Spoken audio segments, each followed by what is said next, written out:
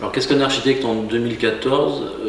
Non pas par la vision de l'ordre des architectes, mais plus dans la vision de l'atelier Jérôme Lafont. Qu'est-ce qu'un architecte en 2014? La question est assez vaste parce que finalement nous sommes gérés par l'ordre des architectes qui nous donne un peu les règles à suivre, une déontologique pour lequel nous on a apporté aussi ordre. Moi je pense qu'il ne faut pas juste s'arrêter à cette question d'un architecte en 2014. Il y a dans cette profession une chose qu'on oublie un peu, c'est que finalement il y a beaucoup de métiers d'architecte.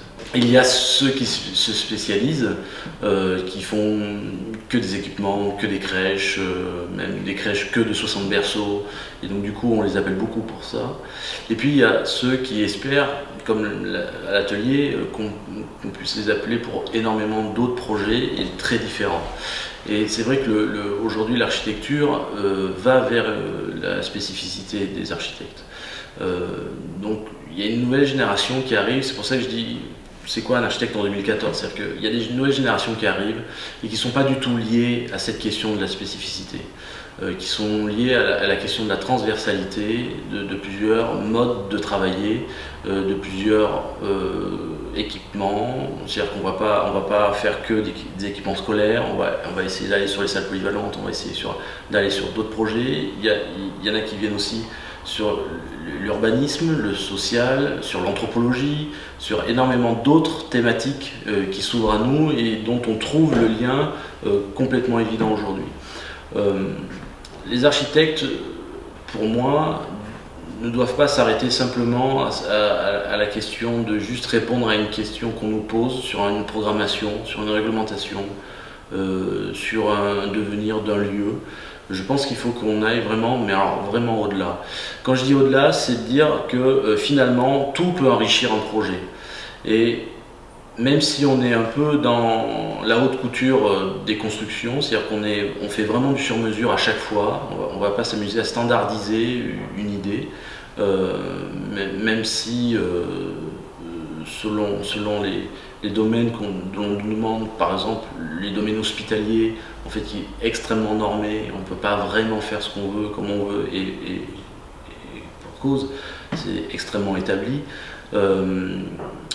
Nous, on préfère réellement essayer de trouver la manière dont l'être humain, parce que c'est un peu de ça dont on parle, l'homme au milieu du projet, on essaie que l'homme soit quand même la principale orientation de nos recherches.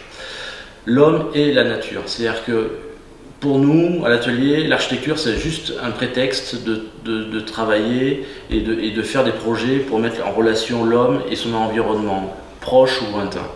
Et je pense qu'il y a de plus en plus d'envie aussi de clients, alors que ce soit privé ou public, d'aller vers cette voie-là et d'essayer de trouver des manières un peu différentes de composer l'architecture et notamment d'éviter d'avoir des réflexes architecturaux qui sont pour moi maintenant assez obsolètes aujourd'hui.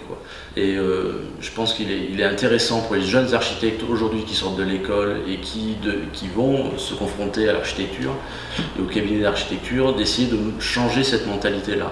Alors on dit changer cette mentalité, c'est très très dur parce que tout le monde n'est pas prêt non plus à changer, notamment les politiques par exemple, des villes qui sont beaucoup plus rassurées par des gens qui font comme d'habitude et pas forcément par des gens qui leur exposent des projets où justement ils n'ont pratiquement aucune référence. Et cette non-référence, elle vient aussi du fait que cette nouvelle typologie architecturale qu'on est en train de mettre en place, en fait, viennent des jeunes générations, et quand on est jeune et qu'on débute, on n'a pas forcément de référence à prouver, par contre on a de très bonnes idées. Donc c'est vrai que je m'associe souvent aussi avec des jeunes architectes pour cette ambition-là, c'est-à-dire que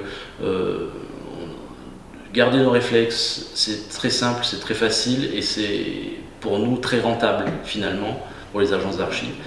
Mais je pense qu'il faut perdre ces réflexes-là et aller chercher autre chose, quitte à ne pas être rentable sur certains projets, peu importe, Ce qui importe le plus, c'est qu'à un moment donné, on mette les gens au milieu d'un système un peu nouveau et ils sont à la recherche de ce système-là. Et on doit perdre cette ambition de dire si on fait comme d'habitude, on y arrivera bien. Si on faisait comme d'habitude depuis le début, on habiterait encore sous des dolmens où voilà, en fait, il faut qu'on soit en permanence en train de réfléchir à demain ou après-demain. Donc, c'est quoi l'état d'un architecte en 2014 ? Il me semble qu'il y a 3 catégories. La première catégorie, c'est, comme je disais tout à l'heure, ceux qui font comme d'habitude et qui restent sur des schémas extrêmement simples et où l'autoroute est simplement très facile à prendre. Il y a une deuxième catégorie qui dit bon, on pourrait faire autrement, mais on reste quand même sur une responsabilité qui est plutôt restreinte, c'est-à-dire qu'on ne va pas chercher trop compliqué, mais on va essayer de montrer comment on peut faire un peu différemment.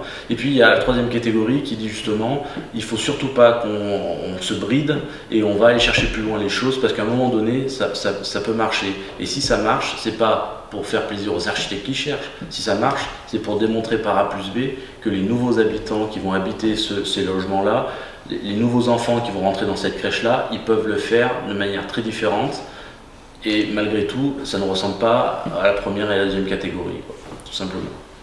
Par exemple, on peut prendre l'exemple de l'école centrale de Paris à Saclay, fait avec Marc Barani, architecte, où l'idée c'était de lier l'architecture et le paysage. À Saclay, on sait qu'on est sur un grand plateau agricole qui est en train de muter vers des lieux un peu localisés et lié à l'université et aux grandes écoles.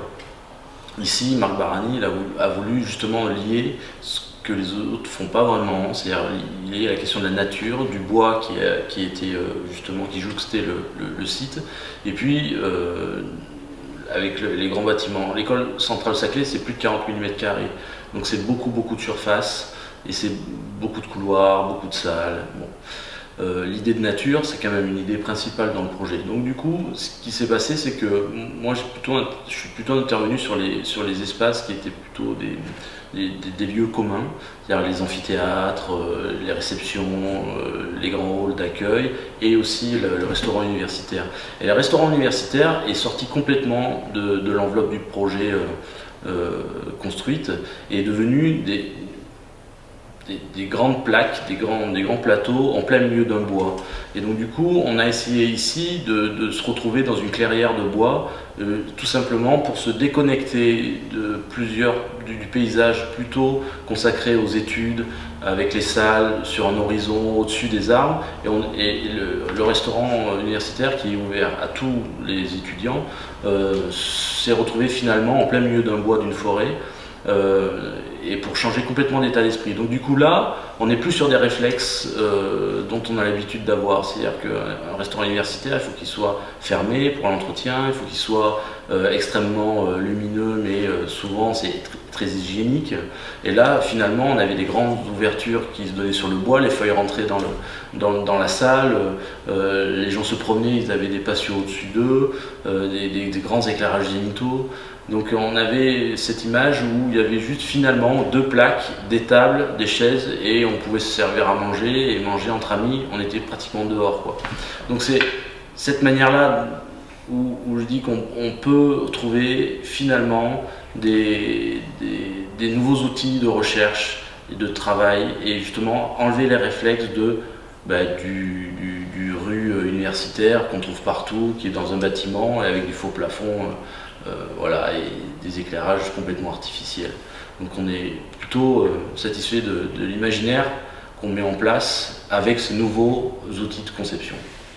Pour conclure, un architecte en 2014, c'est bien évidemment un professionnel de la construction, mais c'est aussi un peu plus, c'est celui qui va avec des idées nouvelles, des nouveaux outils de conception, élaborer des constructions sur mesure au goût des clients, bien évidemment, mais aussi au-delà, c'est-à-dire dans une vraie idée de recherche de la construction et des outils de conception.